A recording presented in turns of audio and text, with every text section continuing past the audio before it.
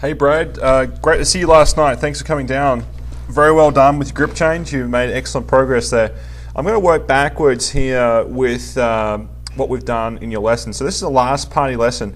I actually didn't get a chance to record anything we're doing outside and it wasn't very clear, so I decided just to do a little bit of a video movement for you. So what we talked about in the last part of your lesson last night was the right arm function and getting a feeling of how your right arm should be working. So in particular, we're trying to get the inside of your right arm just working more back, up and down, facing towards the target. So I've done a video here for you now, and we're going to go through what movements that you should be doing and what movements you shouldn't. So this is what you shouldn't be doing, what you're currently doing, and what you had to do with the old grip. So that was too far around behind you and then flipping out in front. Obviously that looks like it's going to hook the ball to the left. What we want to have is the palm of your right hand and that inside of your right arm feeling like it's, you can see it very, very visually here. See how that palm and right arm is still facing down towards the target a whole lot more. And then when it comes back through towards the ball, we want it reversing back out. So everything's nice and square and flat and the arm's back in front of you here.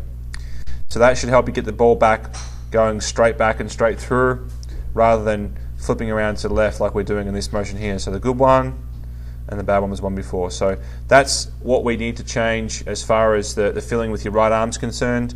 And the reason why you need to change that is because we've made a change to your grip and we've also made a change to your pivot. So this was the third thing and the optional thing that we're going to work on, just depending on how the pivot went and how the other changes went. So the pivot was number one. So the pivot was the first thing we're going to change. The second thing was the way your club was set up. So we'll get into that right frame here in just a moment. So the pivot was actually, we went through 3 different drills, but this is the one that really worked well for us. So you can do this in a way where we got you hitting some shots even doing this, and I was surprised how well you managed to do it. This is really going to get you loading up your right side a whole lot more. I think that your muscles in your legs are going to get a fair workout here to achieve this. However, this is what it should feel like. Currently, your motion going back in the backswing, you just slide across into your right hip rather than actually turning around your right leg and into your hip. So we're about to see a normal setup. Put your right hand into the top of your right hip there, and then when you turn back, you're going to feel like you're pushing that right hand down into your hip, left hand turning behind. Now, our goal was to try and get your hips turning more level, which you've achieved very well. Your knees turning more level, which you've achieved very well here, just ever so slightly below the left, which is fine. And then you're going to get this angle here much more on your back. Normally you have a reversed angle which is off about this way. So this is actually a really good improvement here. From there, with the club in your hand, you can do this drill with the club in your hand, left hand, swing club back, let your right hand up and join the left hand. Okay, swing on through. You won't do that drill very well unless you actually have the ball on a tee. It's pretty hard to do without a tee. So that's what we were trying to achieve with that drill.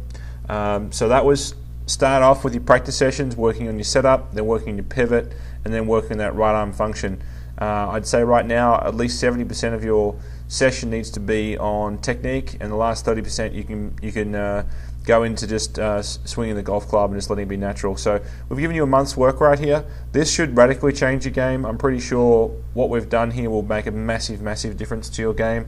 There's one more lesson technically wise that would make a big difference. Then from there, we're pretty close to what we want you to see, and just a matter of kind of more fine tuning stuff. But after the next lesson, you should be really, really doing well. I'm pretty sure even after this lesson, you'll have a big improvement, and you'll be able to start going out there and shooting in the 80s. I think after this. So what we talked about, apart from your pivot and your right arm function, was where the club should be pointing. So we want that club pointing up a bit higher here, which means that we need to get a little less of this between here, this angle between there and there. We want to try and make your angle coming down here a little more out, and the club not bending so much between your, we don't want so much angle between your forearms and the club shaft here, okay? We want to have that decreased. Not exactly a straight line, but more of a straight line than what you currently have. So that was it, Brad. Good luck with the practice. Send me any messages if you have a concern, but I'm pretty sure you can get a grasp for what you're doing here. The first few sessions will probably be a bit hairy for you, but then after a week's practice, you'll start to really get some grooves going on with your practice sessions, and then within a week's time, I know you're playing on Saturday, But I'm pretty sure when you get there on Saturday, even just that right arm function along with your grip, that'll make a big difference to the way you make contact with the ball.